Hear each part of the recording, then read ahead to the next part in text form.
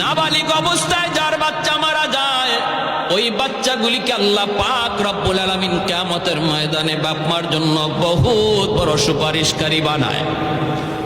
বাচ্চাগুলি আল্লাহর কাছে ডাক দেয়া কয়, মালিক, ও মালিক, তুমি আমারে দুনিয়াতে পাঠাইছো, পাঠানোর সময় আমার মা কত কষ্ট করছেন, জান বের হয়ে যায় অবস্থা।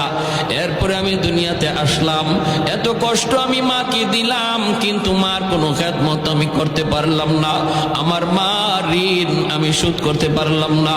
আল্লাহ, আজ যদি তুমি আমাকে জান্নাতে দিতে চাও, আমার মা বাবা সারা জান্নাতে যাইবো না, হয় আমারে বাপ মার সাথে জাহান্নামে দিয়ে দাও, হয় আমাকে আমার বাপ মার সাথে জাহান্নামে দিয়ে দাও।